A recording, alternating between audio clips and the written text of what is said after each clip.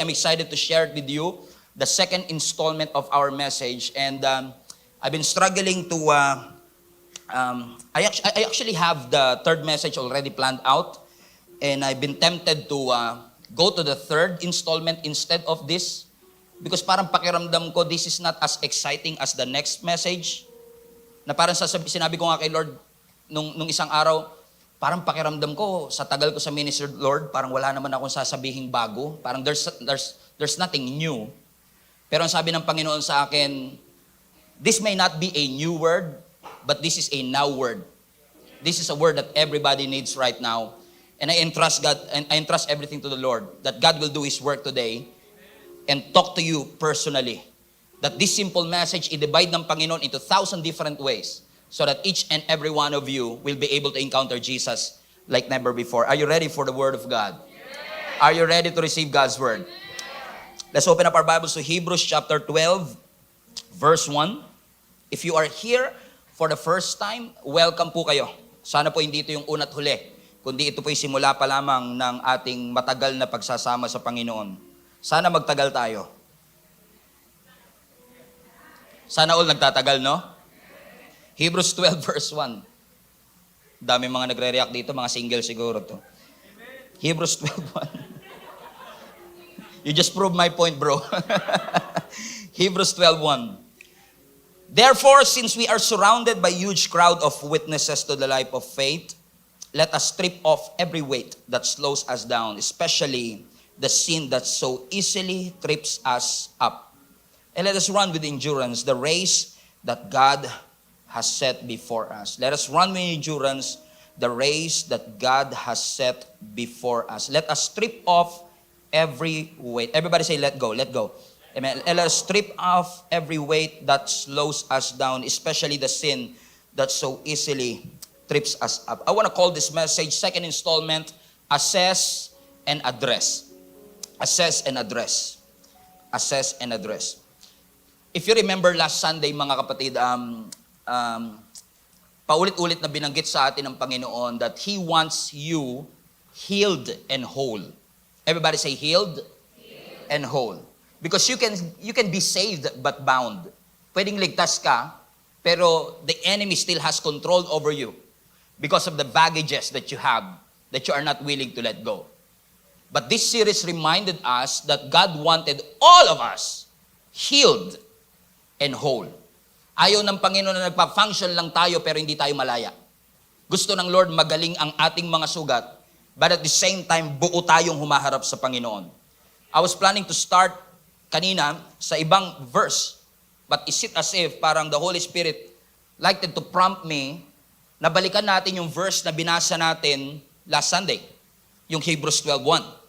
Kung saan sinabi po ng writer ng Hebrews that since we are surrounded by a huge cloud of witnesses, sa madaling salita, may mga taong nag-cheer for you. Yung mga nauna sa atin is cheering for us and say, wag kang bibitaw, wag kang magle-let go. They are cheering us up from heaven. Na ang sabi na scripture, since we are all running on our own race, para ma-reach natin yung destination at maranasan natin ang ating prayers, ang sagot sa ating prayers, at maranasan natin ang lahat ng ipinangako ng Panginoon, the Bible says, let us strip off every weight that slows you down.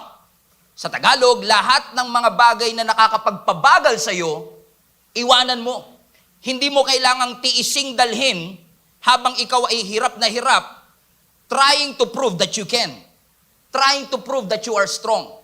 You can be a father and let go of the hurts. You could be a father and cry to your family and say, I'm tired already. You could be a mother. Pwede kang maging nanay at umiyak sa iyong pamilya at sabihin mo, pagod na rin ako. Pwede niyo ba akong tulungan? Because sometimes nahihirapan tayong manghingi ng tulong kasi palagay natin ang paghingi ng tulong is a sign of weakness. But asking for help is not a sign of weakness. It's a sign of wisdom. Kasi every time you ask for help, you acknowledge your limitation. Na-acknowledge mo ang iyong kahinaan. Ang sabi ng scripture, let us run with endurance.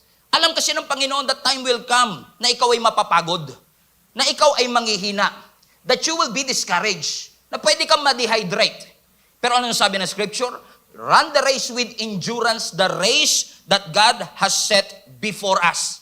Merong landasin Merong pagtawag, merong purpose. Listen to me. Kahit pa yung purpose mo matagal mong tinakbuhan, yung linya mo nananatiling bakante, inaantay ka nun. Hindi yun ipapatakbo ng Lord sa ibang tao. Yung purpose mo para sa iyo yun.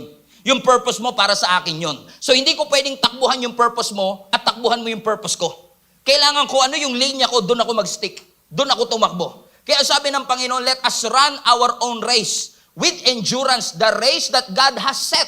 Hindi tayo ang nagsiset ng sarili nating trajectory. Hindi tayo ang nagsiset ng sarili nating destiny. Si Lord ay may destiny. May plan na inilagay at inihanda sa bawat isa sa atin. And God wants us to run, not crawl. Run with endurance the race that God has set before us. Pero ano ang susi? Let us strip off every weight. Kailangan mong bitawan ang lahat ng bigat. Everybody say weight. I know you don't like to talk about weight, but weight, in this text, weight actually is from the Greek ogos, nang ibig sabihin ay burden. Okay, everybody say burden. Hindi lahat ng mabigat burden. Pero may mga bagay na kahit magaan burden. Ang lalim nun siguro after 2 days, tsaka natin magigets, pero it's okay.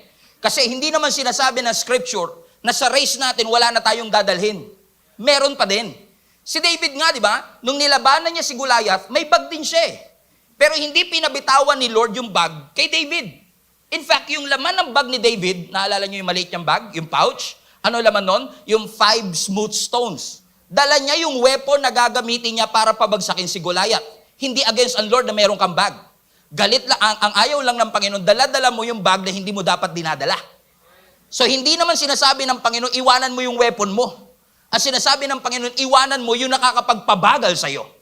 Yung mga bagay na nakakapagpahinto sa'yo. Kasi kapag ikaw ay napagod, hihinto ka. Kapag ikaw ay napagod, babagal ka. Ayaw ng Lord John. Kasi lahat tayo may mga destiny na inilaan ng Panginoon, and many of us are already delaying our destiny because we don't want to let go of the things that God wants us to let go. Sabi mo sa katabi mo, let go.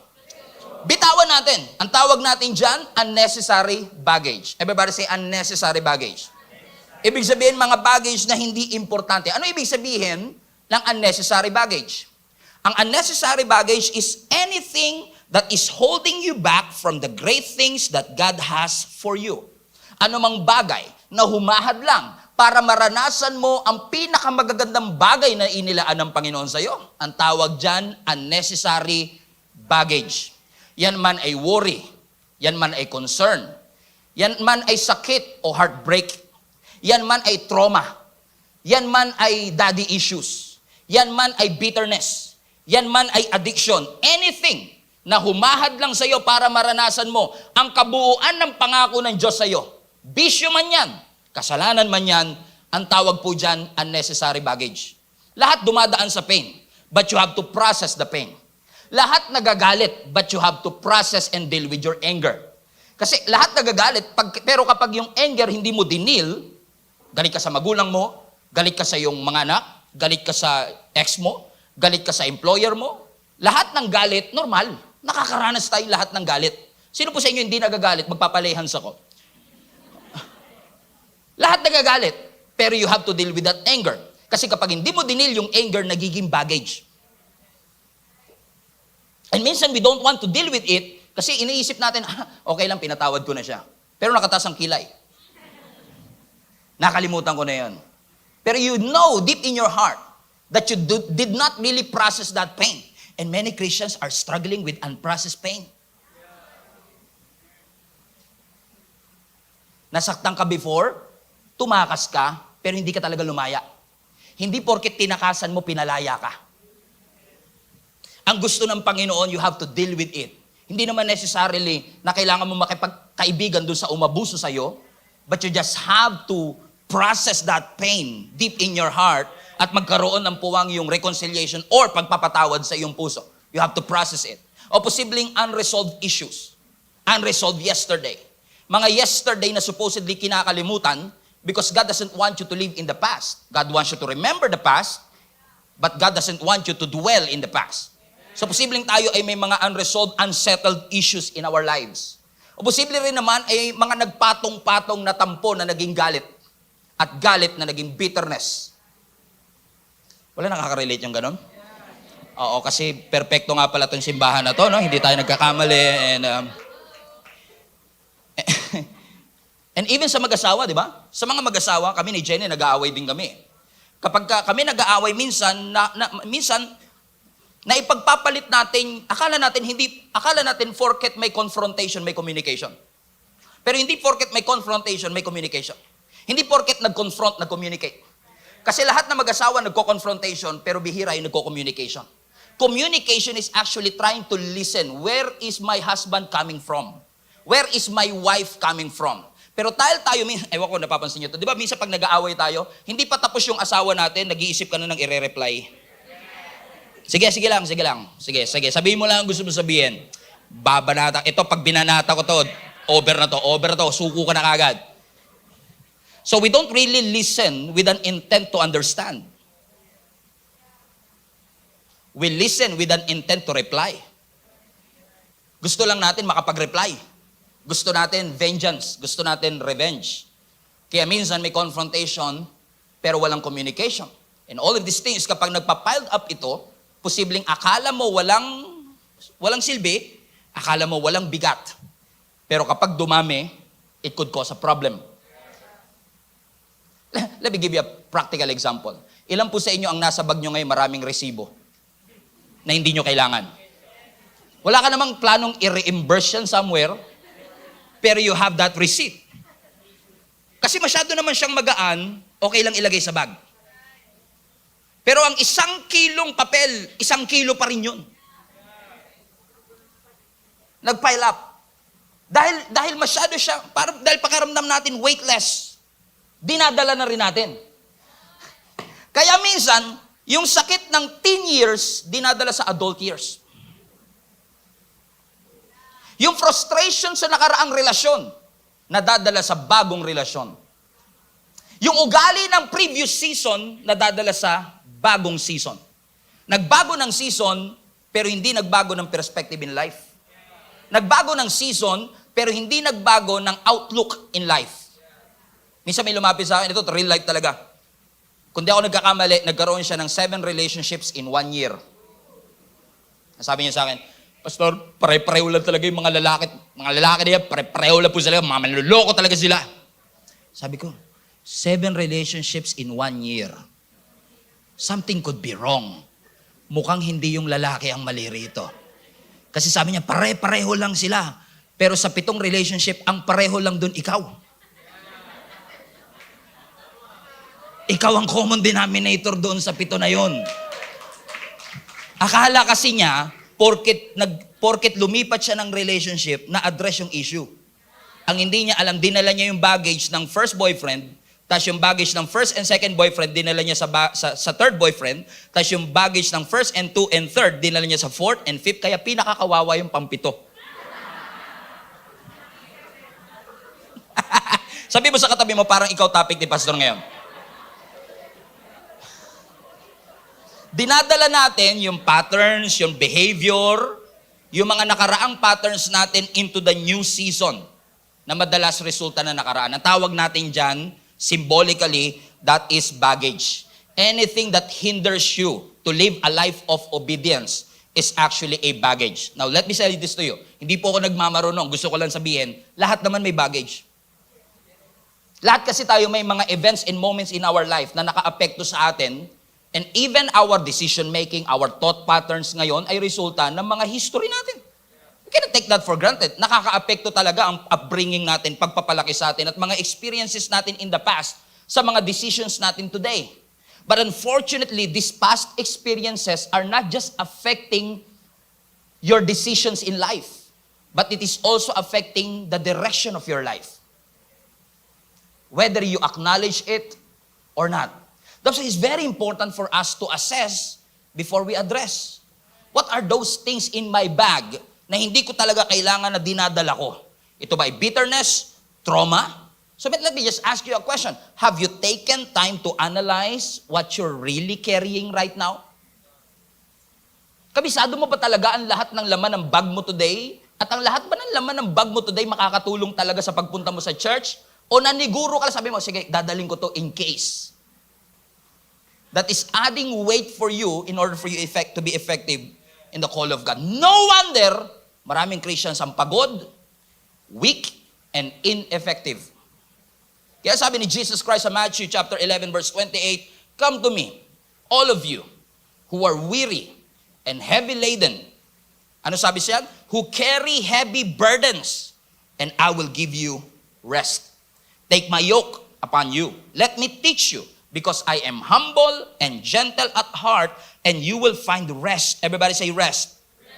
How many among you wants to rest? Kaya ka nga natulog, di ba? Pero pagising mo, pagod ka pa rin.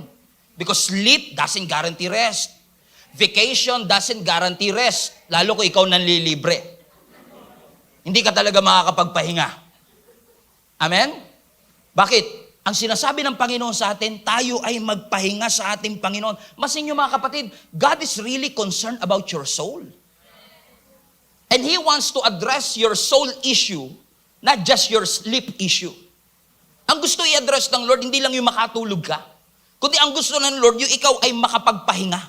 Kasi alam ng ating Panginoong Yesus, ang solusyon sa bagay na pinagdadaanan mo today, ang solusyon sa yung effectivity is not sex, not money, not promotion, not expansion. Jesus is the solution. Jesus is the solution. And when you got Jesus and His presence, your life will never be the same again. Unfortunately, for many of us, kasama na ako, we are planning without God's presence. And when you plan without His presence, that is a recipe for disaster. Kapag nagpaplano ka, wala ang presensya ng Panginoon, recipe for disaster yan. Gusto ng Lord, every plan, every goal, every dream of your life, you always include God. Especially right now that we are facing the next season, the next phase, the second half of the year. How many among you are grateful na nasa July na tayo ngayon? Come on, July! Balita ko lahat doon ng birthday ng July, magpapakain mamaya. Praise the Lord. Sino yung July? Siya? Oh, dami kami. Amen? He wants to eat with you. He's knocking at your door. He is inviting you into His presence. Papapasukin mo ba ang Panginoon? Kasi kapag pinapasok mo ang Panginoon, nasasabihin ng Lord sa iyo, "Let me carry your burden. Let me carry your pain." Lord, masyado ka ng maraming planetang pinapaikot. Ako na to. Ako na to. Kasi meron tayong ganyan, no? Minsan pagka tinatry kong dalhin yung bag ni Jenny, hindi naman ako yung type ng boyfriend na dala ko yung bag ng pambabae. Hindi ako ganun eh. Pero kapag mabigat yung bagay, gusto ko talaga tinutulungan ko siya. Pero siya dahil balak yatang kumandidato nito sa National Heroes Day, gusto magpakabayani ba? Minsan dinadala niya yung sarili because I love her. Mahal ko siya eh.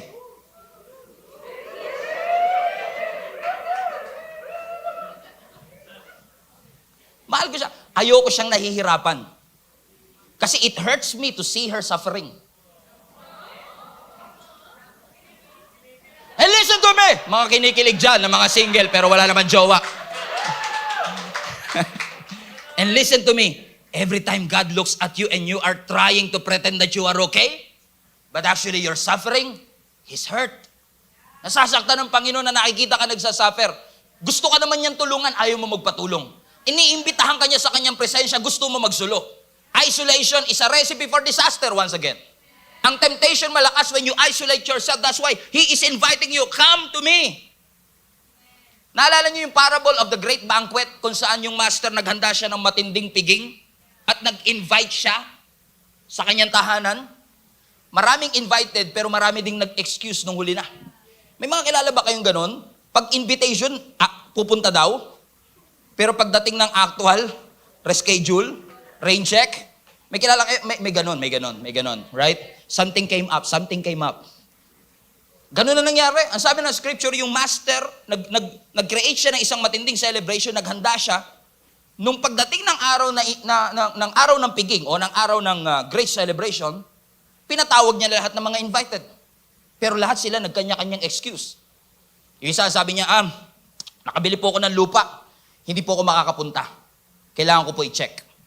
Yung pangalawa, sabi niya, nakabili po ako ng kalabaw, ng oxen, ng baka. Kailangan ko munang i-testing. Hindi po ako makakapunta. Sabi naman ng isa, bagong kasal po ako. Hindi po muna ako makakapunta. Pansinin niyo yung mga excuses. Excuse talaga eh. Kasi sabi ng isa, bumili ako ng lupa, titignan ko lang. So binili mo na hindi mo tinitignan. Obviously, an excuse, right? Yung isa naman, bumili ako ng oxen, ng kalabaw, pero iti-testing ko muna. So binili niya, so para kang bumili ng sasakyan na hindi mo tinignan yung configuration at di mo tinesting. Obviously, an excuse. Yung isa naman, sabi niya, bagong kasal lang po kami, kaya pwede po ba excuse muna ako? So papasin niyo yung tatlo. Yung isa, lupa. Yung isa, oxen. Yung isa, marriage. Parang it symbolizes possession, career, and affection. Lahat naman yan blessing eh. Di ba? Yung lupa, blessing yan eh. Tama? Correct? Yung oxen, hanap buhay, blessing ba? Yung trabaho, blessing. Yung marriage, yung relationship, blessing ba? Pero yung the very same blessing is now replacing God's throne. Meron akong message way back, ang tawag ko, what happened to your blessing? Kasi marami sa atin, after receiving the blessing, yung blessing na ang nag-replace ng trono ng Panginoon sa ating puso. You call it blessing all you want. Pero kapag yung blessing na yan, pinalitan ang trono ng Diyos sa puso mo, that is an idol, not a blessing. Kapag di kayo makapag-amen, sabihin nyo na lang, ouch.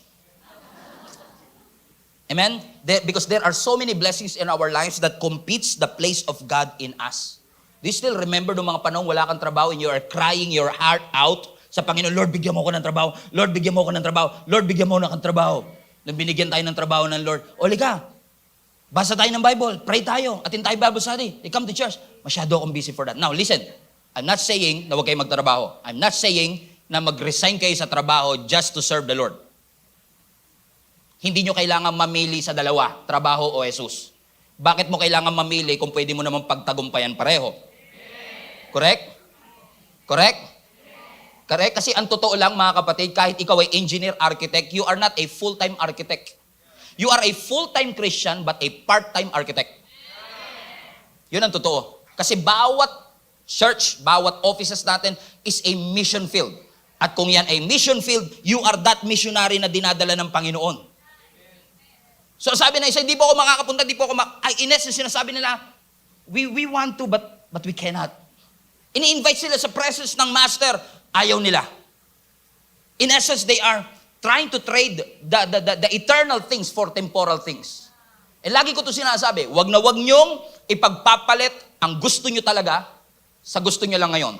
Wag niyong ipagpapalit ang ultimate sa immediate. Wag niyong ipagpapalit ang eternal sa temporal. Ang temporal, kahit masaya ngayon, temporary lang. So, hindi porket masaya ka, malaya ka. Hindi porket masaya tayo, nasa tama tayo. I believe that is for somebody today. Sabi mo sa katabi, parang sa'yo talaga yata yung message natin today. Kasi ayaw ng Lord yung very same blessing, yung very same good things, ay humahad lang sa atin to experience His presence. He is inviting you to come. Come to me. And I will give you what? Rest. In His presence, we can rest. In His presence, we can rest. In essence, sinasabi ng Panginoon, allow me to carry that. You have to let it go. Sabi nga na Ecclesiastes chapter 3, verse 6, there is a time to keep and a time to throw away. Tayo mahilig tayong magtago, mahilig tayong mag-pick up, pero nahihirapan tayong mag-let go.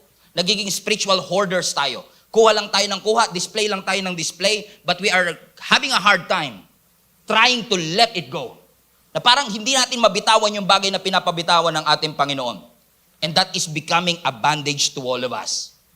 Gusto ni Satan wasakin tayo. Pero minsan, because of our faith, nahihirapan siyang wasakin tayo. Ang tindi kasi ng pananampalataya mo. Lalo, taga dito ka pa sa church na to. Perfecto nga, di ba? Baka akalain ng iba, totoo talaga no? Actually, sarcastic yun Kasi alam natin hindi tayo perfecto, right? Nag-explain talaga. Okay. But what I'm trying to say to you mga kapatid is this. We all have this emotional, historical baggages in our lives that God is inviting you right now to let it go. Kailangan nating bitawan. Kasi gagawin ni Satan na lahat para tayo ay pabagsakin at wasakin. Kung meron tayong cheering squad sa langit, si Satan gumagawa din ng paraan para i-distract ka dun sa purpose mo. Pwedeng sabihin ni Satan, mas mabilis yung katabi mo, naiwanan ka na. O may anak na siya, nakapag-asawa na siya, ikaw wala pa. Oy, nasa abroad na siya, ikaw ganito pa rin ang kita mo. He's trying to distract you from the very purpose that God has for you. Pero kailangan nating mag-focus. Sabihin niyo sa katabi mo, focus sa goal. Kailangan natin mag-focus sa pinapagawa ng ating Panginoon kasi kung hindi kanya kayang wasakin, ang gagawin ni Satan, pagurin ka na niya. Kasi kapag napagod ka sa bigat ng dala mo, ikaw na mismo ang susuko. At ikaw na mismo ang magkukwit. Hanggang sa hindi mo mapagpatuloy ang purpose ng Panginoon sa bawat isa sa atin. So check your bags. Analyze what's in your heart. Is there anything in your heart today that is keeping you from God's best? Mga bagay na humahad lang sa'yo para ma-experience mo ang God-given destiny in your life. Is there anything? I'm sure there is. Meron. In fact, mga kapatid, marami sa atin ang may excess baggages.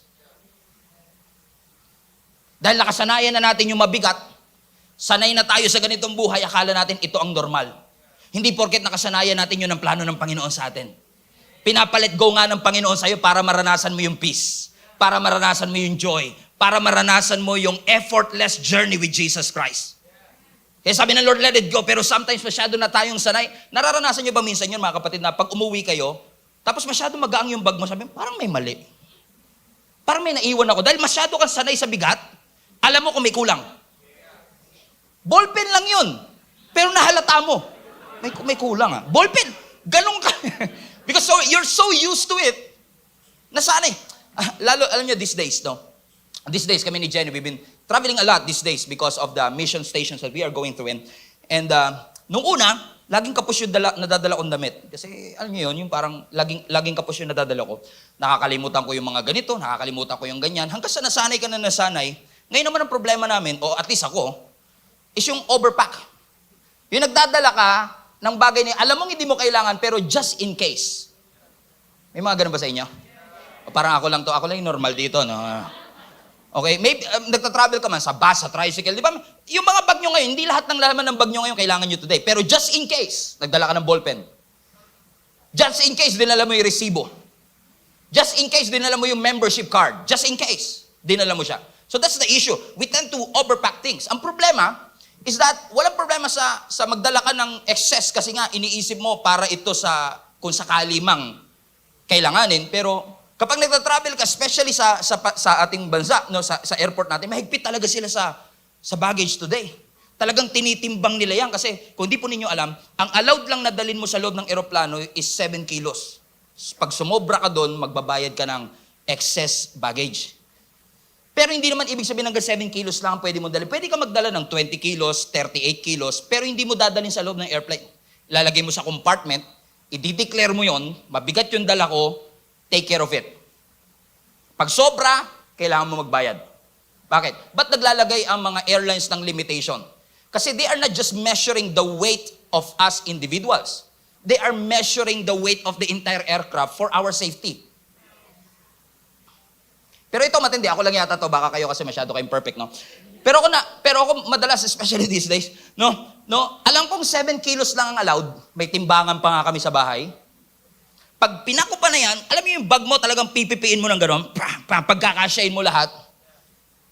Pag timbang mo 8.5, alam mong sobra ka. Alam mong sobra ka kasi 8.5, sobra ka ng 1.5 kilo, correct? Pagdating mo sa airport, magpapanggap kang magaan lang yung dala mo. Kasi baka masitaw siya. At pag nasita, magbabayad ka ng excess baggage, per kilo pa naman yan.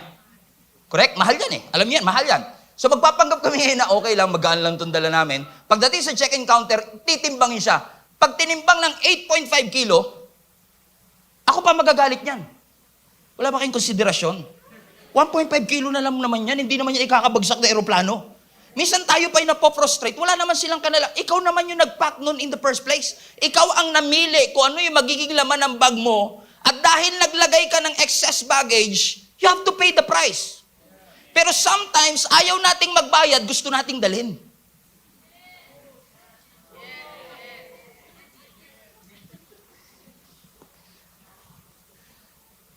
Kasi yung pagbabayad, if you want to pay the price, you have to forgive. If you want to pay the price, you have to deal with awkward conversation. Pero ayaw mo ng awkward conversation, ayaw mo rin magpatawad, so dinala mo. So ngayon nung nag-preach sa forgiveness, yung pastor pa masama. Kasi sinita ka. Eh alam mo namang ikaw nagdala nun. Matagal nang pinapabitawan ng Lord, ayaw mo. Nung kinausap ka ng kaibigan mo, pinayuhan ka niya, mali yan. Sila pa mali. Mali pa yung kaibigan mo, ikaw naman naglagay nun sa bag mo.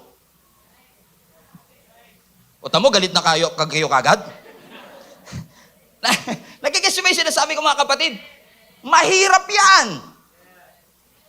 Naalala ko, nasa Middle East kami, may tinatrain kami mga churches doon. Matagal na, bago mag-pandemic pa. Alam mo naman yung mga Pilipino, di ba? Pagka talagang napamahal sa'yo, talagang papadalang kanya ng mga pasalubong. Talagang nung nalaman nilang papauwi na kami, binila kami ng mga t-shirt, binila kami ng ang daming pasalubong. Hindi handa kami, hindi kami nakabili ng baggage allowance, so to speak, sa aeroplano. Yung babayaran mo yung para isakay nila sa... Alam niyo, guess niyo yung sinasabi ko? So sabi ko, kasya yan. Kakasya yan. Gagawa natin paraan yan. Kasya yan. So kahit alam ko yung limit, at nung tinimbang namin sa bahay sobra, nagdadasal ka pa rin, Lord, divine intervention, please. Alam mo, minsan tayo pag nanalangin tayo, ang weird natin eh. Halimbawa, ang ulam mo, crispy pata lechon. Lord, ang panalangin po namin magsilbing kagalingan ng aming katawan. Paano magiging kagalingan eh, crispy pata at lechon niya? Lord, ang prayer namin, this food will serve as a nourishment to our bodies. Sabi ng Lord, paano?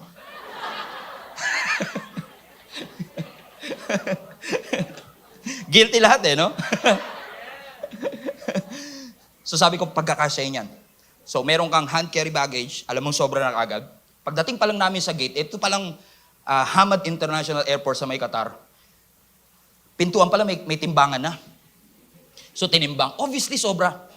Sabi sa amin, sir, do you want to pay an extra baggage? Alam mo naman tayo mga Pilipino, napaka-generous natin. So sabi ko, hindi po, hindi. Ako, kaya ko po gawa ng paraan yan. Generous eh. Mapagbigay. Yung joke ko talaga, pang alas 6 pa eh, no? So in essence, nagkuripot si Stephen. Hindi niya binayaran. Sabi niya, gagawan ko ng paraan. Ang sabi sa akin, just make sure, sir, Egyptian eh, just make sure, sir, that you don't carry excess baggage or else you will be fined. At pag na-fine ka dun sa mismong gate, mas mahal. Sabi ko, sige, wag ako bahala. Ginawa namin ni Jenny, nasa airport kami, Hamad International Airport. Ginawa namin Parañaque, Las Piñas, dito sa Pilipinas. Eh. Naglilipat kami, ganun. Nilipat ko ngayon dun sa aking bag, kahit alam kong sobra na. So yung bag ko, dahil malaki siya, pinagkasya namin dun, kahit alam kong hindi siya allowed. Eto na. Pagkatapos natin tinimbang, sakto na. Binalaan ulit ako. Sir don't carry excess baggage or you'll be fine. Hindi ko naman alam pagdating sa gate, siya rin pala bantay. Siya rin bantay. So hirap na ako eh. Kasi more than 10 kilos, bit-bit mo lang siya. Hirap na ako. Pagtingin ko sa gate, nandun siya. Inaalala ko yung sinabi niya, don't carry excess baggage or else you'll be fine. Tumatatak sa isip ko yun eh. Ayoko magbayad, di ba aling mahirapan ako at mapawisan ako? Alam mo ginagawa ko? Tinatry kong magtago sa kanya. Pag nandiyan siya, bababa ko yung bag ko, ganito lang bit-bit. Para hindi niya makita hanggang sa nakalusot kami, pero hirap na hirap ako. Nakalusot kami, pero stress na, hindi ko na-enjoy yung journey. Dahil lang ayokong bayaran yung fee. Mas tiniis ko yung... Actually, either way, nagbayad ako eh. Pwede ako magbayad ng pera sa excess baggage or pagbabayaran ko yung being present in that moment. Ang lagi lang nakikita ng lente ko siya. Nakatingin ba siya? Hindi ba siya nakatingin? Kasi tanda ko eh. Don't carry excess baggage, sir, or else you'll be fine. Talandal ako eh. Either way, nagbayad ako eh. Meron akong pera sa bulsa, pero hindi ko na-enjoy yung journey. And many of us are struggling with the same thing. Because you are carrying so much baggage, ayaw mo ng freedom. Ayaw mo ng peace, ayaw mo ng joy. Kaya minsan pinagpapalit mo yung freedom sa validation ng ibang tao. Is this making sense, mga kapatid? Amen? Dahil nasaktan ka in the past, yung mga susunod na mga tao sa buhay mo ngayon, nagiging defensive ka sa kanila. Dahil ayaw mo lumaya. Kaya ngayon sasabihin mo, dahil nagdala na ako sa dati kong boyfriend, magtatayo ka ngayon ng wall sa iyong paligid. Hirap na ako magtiwala ngayon. Hindi nyo na ako maloloko. Hindi ako pinanganak kahapon. Alam ko na yung mga pick-up lines na yan, hindi na umuobra sa akin yan. You are trying to be defensive. It's hard for you to trust now. Kasi nga nasaktan ka before. Imbis na dinil mo yon, dinamay mo lahat ng mga lalaki sa buong mundo. Pare-pareho sila. And look at this. the very same thing that is supposed to protect you is also the very same thing that now imprisoned you to get out of your comfort zone. No wonder pag tinatawag ka ng Panginoon, hindi ka makalabas. Because of these walls. Because of this defense that you placed around yourself. Dahil mas pinipili mo yung opinion ng ibang tao kaysa sa sarili mong freedom. Hindi kasi porket nakakapag-function ka, malaya ka. Kasi nung time na yun, nahirap-hirap ako, nakakalakad naman ako eh. Actually, kahit bitawan ko yung bag na yon, hindi ako mamamatay. Pwede ko siyang bitawan. Pero dahil may katwiran tayong nakakalusot naman eh. Nagpa-function naman eh. So mas pinagpalit natin ngayon yung functionality sa freedom. Kaya sinasabi ng Panginoon, pwede ka namang magpahinga. Ba't mo tinitiis? Pwede mo namang ma-enjoy yung bagong season na ito.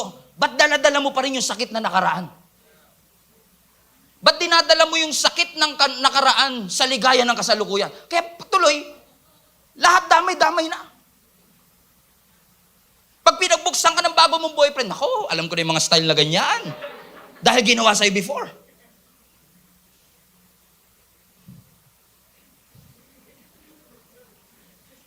Itong bagong boss ko, may pa-signing bonus pa. Alam ko na, papahirapan nyo rin naman kami pagka nagtatrabaho na kami. Damay na lahat. Because you are afraid to deal with it. Everybody say, let it go. Everybody say, let it go. Amen. You cannot bring it without paying a price. Magbabayad ka talaga either way. Either you will pay that price right now, give it to the Lord. Give it to the Lord. Ibigay mo sa Panginoon. Because God wants you to rest. Naalala ko kami ni Jenny, pag na-invite kami ng ibang churches to speak sometimes, and minsan pagdating pa lang sa airport, parang nahihiya kami, mahihiyain kasi kami dalawa ni Jenny.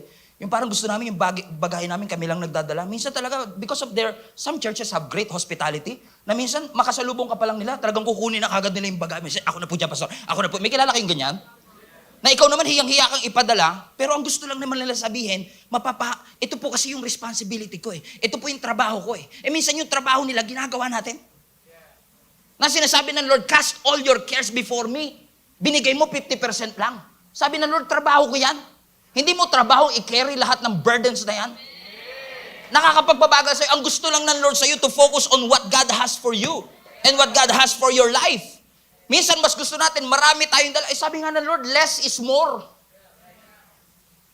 Nung pinadala ng Lord ang 72 disciples, naalala niyo po yun? Nung sinend ng Lord yung 72 disciples to share the gospel of Jesus Christ. Sa Luke chapter 10. Ang tanong ng mga disciples, ano pong dadali namin? Ang sabi ng Lord, huwag kayo magdadala ng kahit ano. You don't need a lot of equipment. You are the equipment. Hindi mo kailangan magdala ng kahit ano. Hindi against ang Lord sa bag. Pero sinasabi lang ng Panginoon, if you are with me, you don't need a lot of equipment. Because your testimony is that equipment. Amen? Si David, ang dala niya, 5 smooth stones. Hindi siya nagdala ng arrow, hindi siya nagdala ng espada, hindi siya nagdala ng armor. Ang dala niya lang, yung weapon na meron siya. Naalala niyo yung paralytic na pinagaling ng ating Panginoong Yesus? Na hindi makalakad? Na nung gumaling siya, sabi ng Lord, pick up your mat. Pick up your mat. Yung mat na yon ang nagsisilbing upuan niya. Yun ang nagsisilbing pwesto niya for many years, nung pilay pa siya. Pero nung pinalakad siya ng Panginoon, dalhin mo. Kasi yung mat na yan ang testimony mo. Yan, pag natanong ka, ba't may banig ka? Dito ako nakaupo for 38 years, pero binago ng Lord ang buhay ko. Hindi sinasabi ng Lord, kalimutan mo ang nakaraan. Hindi sinasabi ng Panginoon na bitawan mo ang lahat, na magkaroon tayo ng amnesia sa lahat ng ginawa ng Diyos sa ating buhay. No. Ang sinasabi lang ng Panginoon sa atin, dalhin natin yung mga bagay na makakatulong sa atin sa next season ng ating buhay. Hindi porket maraming dala, yun ang tama. Sa society natin, more money, more luxury, more promotion, more fame. More is great. Pero sa prinsipyo ng ating Panginoon, you don't need a bag. You don't need a lot of equipment. You are the equipment. Hindi against ang Lord sa bag natin o sa material things. Galit ang Lord sa materialism. God doesn't hate your stuff. He hates it when the stuff have you. So sinasabi ng Panginoon, let it go. Less is more. Sabi ng Lord, life is not measured by how much you own. Beware of greed. Let it go. Why? Because we only need Jesus. Gusto ng Lord, konti lang eh. Naalala niyo si Gideon? Nung lalaban siya sa mga Amalekites, ilan ang soldiers sa dinala niya? 32,000. Sabi ng Lord, bawasan mo. Lord, 32,000, sapat na to. Logical lang to. Libo-libo din kaaway namin. Bawasan mo. Ilan na bawas? Hindi nyo na alam? 31,300 ang nabawas. 700. 300 lang na soldiers ang natira. Less is more. Less is more. Napansin nyo ba? That if you have less, you trust God even more?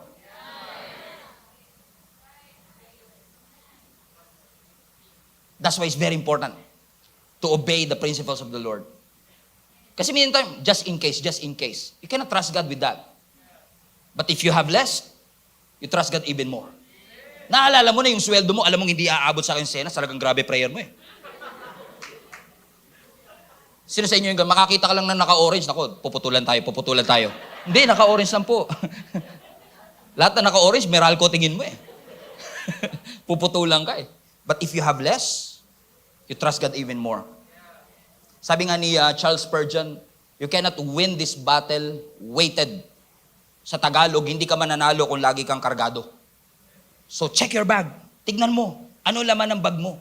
Parang yung pagkain, di ba? Ang masarap na pagkain, resulta ng masasarap na ingredients. Tamang combination. Amen? Amen? So check your bags. Ano-ano ang meron sa bag mo ngayon? Nung tinignan mo yung bag mo, ito yung, naalala ko to, nung binanggit to, nasaktan ako dito eh. Sige, mo na, pinatawad ko naman na siya eh. Oo, naalala ko to, last year, no eleksyon, in-unfriend ako nito. Kasi binoboto ko ganito, tapos siya ganito. Pero okay na yun, napatawad ko na siya. Naalala ko to, last year to, naiinis ako sa action niya. Dala mo pa rin. Hanggang ngayon. The best thing to do is this. Naalala ko to, in-unfriend ako nito nung election kasi hindi kami pareho ng binoto, pero I will let it go. I will forgive. Ang sabi ng scripture, Ephesians 4, get rid of bitterness. Get rid of anger. Get rid. Everybody say get rid. Ano ibig sabihin ng at rid? Get rid. Let it go. So pagbukas mo ng bag, assess. Kailangan ko ba to? Hindi. Address. Get rid. Assess. Address. Assess. Address. Kailangan i-assess mo. Is this helping you na makapunta dun sa next season of your life? Kasi kapag hindi mo inugat, hindi mo hinanting dun sa pinaka-root system, it will hunt you down. In a long way, sa matagal na panahon, after 10 years, you will still have to deal with it. Hindi porket you can handle the pain right now, you don't have to go through that same pain later. You have to go through. Kung kailangan na i-face ang consequences, then face the consequences. But again, let me repeat. No? I'm not saying na makipagkaibigan ka dun sa umabuso sa'yo. I'm not saying na kaibiganin mo uli yung mga taong nanlamang sa'yo. Hindi po yun ang aking sinasabi. Ang akin lang sinasabi is that whatever pain, whatever hurts, whatever trauma that you face right now, hindi ko sinasabi makapagbalikan ka, hindi ko sinasabing mag-resign ka sa bagong kumpanya mo at bumalik ka doon sa lumang kumpanya, lalo toxic ang environment. I'm not saying that. What I'm saying to you is this. Nasaktan ka eh. Nahirapan ka. Alam mo na naka-apekto ito sa'yo. So allow God to address it. Bigay mo sa Panginoon so that God will take care of it. Allow God to heal it. Hindi porket nakalabas ka sa doktor tapos na ang gamutan. Amen? Di pag naalala ko, nasugatan ako dito eh. Talagang iyak ng iyak ako habang tinatahi ng doktor. Hanggang ngayon may peklat pa yan. Sama ng tingin ko sa doktor noon eh. Alam mo yung mga doktor, parang siya may kasalanan eh. Galit na galit ka kasi sakit eh. Iba ko, parang yung anesthesia yata nun, expired na yata, yung ginamit sa akin. Nararamdaman ko pa rin eh. Sabi, may nararamdaman ka, meron po, pero tuloy pa rin siya. Amen? Masakit, mahirap, gagastos ka, magdudugo, iiyak ka. Kasi tinitreat. Pero pag hindi trinit, balang araw, it will hunt you down. So hindi mo pwedeng lagyan ng band-aid yun dapat pinapatahi. Tahiin mo muna bago mo lagyan ng bandage. Ipatreat mo muna. Sometimes, ang treatment one day, Pero ang healing, minsan ilang buwan. So pag uwi mo, re-resetahan ka pa rin ng doktor, inumin mo to 3 times a day. Pampatanggal ng kirot. Linisin mo pa rin yung sugat. Bakit? Kapag hindi mo ginawa, babalik ka uli. Nagkikis yung sinasabi ko mga kapatid. And sometimes nagpapatreat tayo, pero ayaw natin magpa-heal. So okay na mag-usap kayo. I-resolve ang hindi pagkakaintindihan. Pero magpagaling ka pa rin sa Panginoon. Hayaan mong iproseso pa rin ng Panginoon yung nararamdaman natin instead of hiding for it. Hiding behind it rather. Na nagtatago tayo dito sa mga baggages that we face today. God is good. He loves you so much. He loves you so much. He wants you effective. He wants you to be the best version of yourself in following Jesus and living a life of obedience to the Lord. And as I close this, fasten your seatbelt, palanding na po tayo. Ang sabi ng 1 Samuel chapter 10, this is a story wherein si King Saul was about to be appointed as the first king of Israel. And one thing I love about this story is, nung bata ko kasi ko, every time I hear about King Saul, ang lagi ko naisip sa kanya, napakatapang ng hari na ito. Siya kasi yung naghunting kay David for many years, di ba? Trying to kill David. So ang pagkakakilala ko sa kanya, especially nung bata ako, si King Saul, ano yan, matapang yan. Parang may essence pa nga parang mamamatay, parang gusto niyang pumatay ng tao. Pero while I was reading this a few months ago, I was reminded again that Saul was actually timid. Takot siya eh. Ayaw niya nga maging hari in the first place.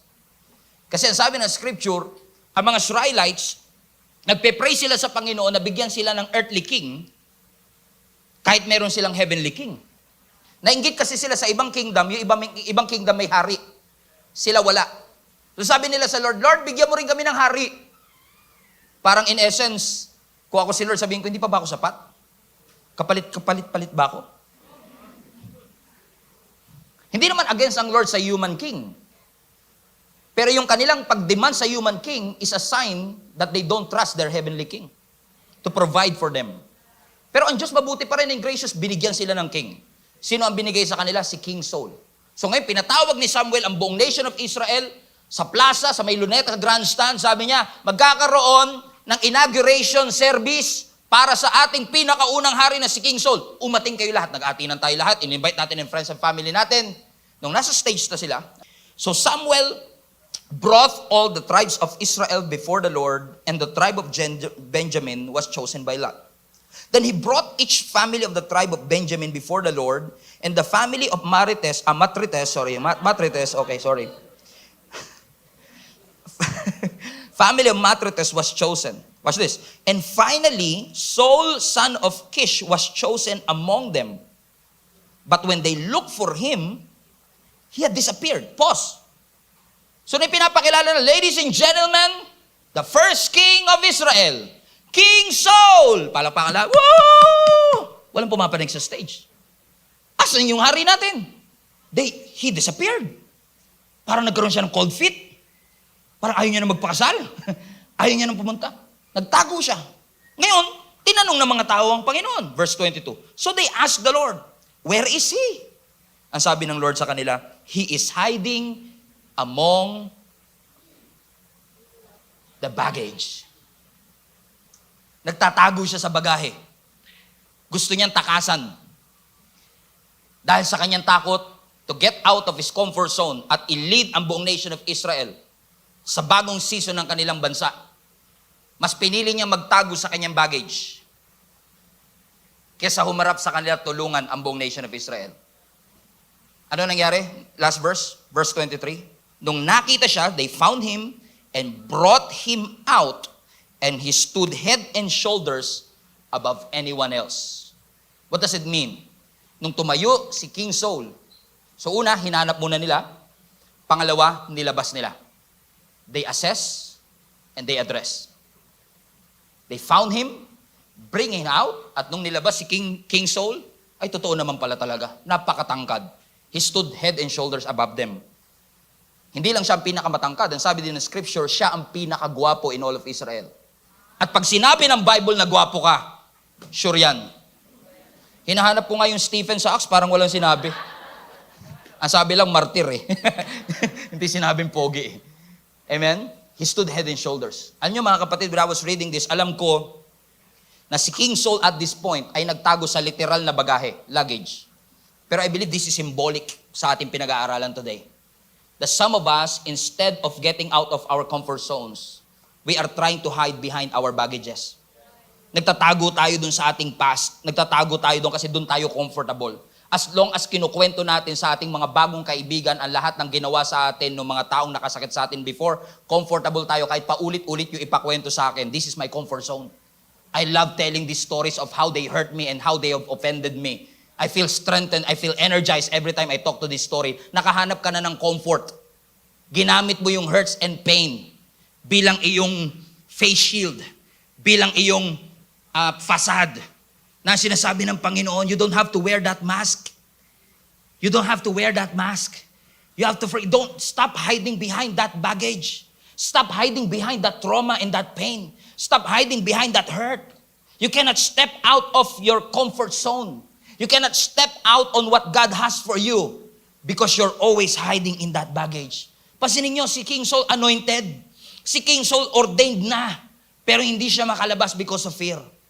And he would rather hide in his baggages than face the new season of his life. And I don't know who is this for. As I've said to the Lord, Lord, parang tingin ko wala namang bago dito sa sinasabi natin. This is an old message. But I believe this is a now message for somebody. May sinasabi ang Panginoon sa iyo, kapatid. May sinasabi ang Panginoon sa iyo. Marami kang tinakbuhan before. Dahil mas takot tayong i-address. But God is saying to you right now, let go of that pain. Let go of that hurts. Deal with it right now. And you will see God's goodness and faithfulness in your life. Si Apostle Paul, effective siya. He wrote 66% of the scripture. Akala ko dati pag binabasa ko yung kanyang conversion sa Acts chapter 9, kung saan nakita niya ang ating Panginoong Yesus sa isang liwanag. Naalala niyo yun sa Damascus, sa may Syria? Nung na-encounter niya ang ating Panginoon? Akala ko after that conversion, he goes straight to ministry. But studying further, makikita niyo, even mga historians na nagsasabi, pagkatapos ng encounter niya at ng conversion niya nung nakilala niya si Jesus Christ, hindi siya kagad dumiretso sa ministry. He waited 3 years. At least, ang sabi nila, some say up to 12 years. From 3 to 12 years, he waited. He learned about Jesus Christ. He studied his actions. He studied his life. Para siya kasi alam ni Paul, hindi ako pwedeng mag-ministry agad without resolving my past. May nakaraan siya. Pumapatay siya ng mga Kristiyano. May nakaraan siya. Marami siyang kasalanan, marami siyang baggages na hindi niya dinala sa ministry agad. He dealt with his baggages first before he went into the ministry because he knows it will affect the integrity of God's word kapag siya nagsasalita nito. That's why it's very important for us, mga kapatid, katulad ni Apostle Paul, to address and to assess rather, and to address. Huwag nating dalhin ang hurts na nakaraan dito sa bagong season na pinapagawa ng Panginoon sa iyo. Ang sabi ng Lord sa iyo, come to me. I want to give you restoration, peace. Don't ignore what God wants to restore. Stop ignoring it and allow God to work through your life today. Because God wants to set you free. I know there is an urge always na tayo ay maghiganti sa lahat ng bagay na ginawa nila sa atin. Sa lahat ng pain na na-cost. At minsan sinasabi pa nga natin na kaya ako nagkaganito because of what they did to me. And again, I don't know if you heard me say this, but what they did to you is wrong. But it made you strong. It made you strong. You don't have to carry that baggage. You don't have to carry that story. You don't have to carry that bag, that in your bag, that in your heart. When in fact, you can just say, Lord, carry me into your arms. And whatever I face, whatever it is that is in my heart today, deal with it, Lord. Tulungan niyo ako na malagpasan ko at mapagtagumpayan ko. How many of you believe Jesus today? Amen. I know you believe Jesus. I know you believe in Him. But He's not just calling you to believe. He is calling you to surrender. Surrender your life. Surrender that hurts. Surrender that history. Surrender everything to the Lord. And probably, you are keeping that secret for many years. Wala nakakaalam kahit sino. And you know it's affecting you right now. You don't have to expose yourself if you don't have to. But what God is saying to all of you is right now is this. Your past is ugly. But you don't have to dwell in it. Because there is a better, brighter future that God has for you. Hindi naging maganda ang nakaraan. Tumalikod ka, tumakas ka, tumakbo ka sa Panginoon. But you can start a brand new life today. Not carrying any baggage anymore. But just carrying the message of Jesus Christ forgiving you. Of Jesus Christ transforming your life. Of Jesus Christ sustaining you. Of Jesus Christ carrying that burden and that baggage for you. For you. Because He loves you so much. Binigay mo na sa Panginoon talento mo, binigay mo na ang giftings mo. Binigay mo na lahat. Yan na lang bag na yan. Ibigay mo na rin sa Panginoon. Ibigay mo sa Panginoon. So that you will experience joy and peace in your heart today. Pastor, parang pakiramdam ko, hindi po para sa akin yung mensahe na yan. You will need this message. I believe, somehow, somewhere, kakailangan na natin mapaalalahanan that whatever it is that we are carrying right now, not all of these things are the things that we need. Give it all to the Lord. Give it all to the Lord. Ano yung gustong-gusto ko sa ating Panginoon? Every time na lumapit ka sa Kanya, hindi Kanya pagtatabuyan. Every time na lumapit ka sa Kanya, hindi Kanya i-ignore. He will welcome you open arms and say, Anak, I've been waiting for you for many years. I've been waiting for you. Finally, thank you for coming and trusting your life to me. Trust in the Lord with all your heart. Lean not in your own understanding. In all your decision makings, acknowledge God and He shall direct your path today. Every head bow, every eye closed. God, we thank you. This is not just a command to let go. This is an invitation, God. You want us to come to you. Rest in your presence today. And I know a lot of people right here, oh God, listening under the sound of my voice, are carrying some stuff, unnecessary baggages that we don't need. We want to let it go, God. Pero mahirap po sa amin minsan gawin ito. So we just want to come to you instead. Carry these baggages. Carry me, Lord, into your arms of love. Dalhin mo ako, Panginoon. At hayaan mo, O Diyos, na ngayong araw na ito makita ka namin. Lord, yung guilt na nararamdaman namin hanggang ngayon, yung shame, yung pain, yung hurts. We're trying to pretend that we are okay. We're trying to smile, trying to function as normal as we could. But you know, deep in our hearts, we're carrying a burden that is slowing us down. And God, we come to you for help. Tulungan niyo po kami. We entrust to you and cast all our baggage, all our cares before you. And we recognize your love toward us, that you care for us. Lord, sa mga kapatid ko pong narito ngayon, that are trying to run away, trying to let go but they cannot, trying to heal their wounds on their own. Lord, ang aking dalangin, katagpuin niyo po sila sa mga oras na ito.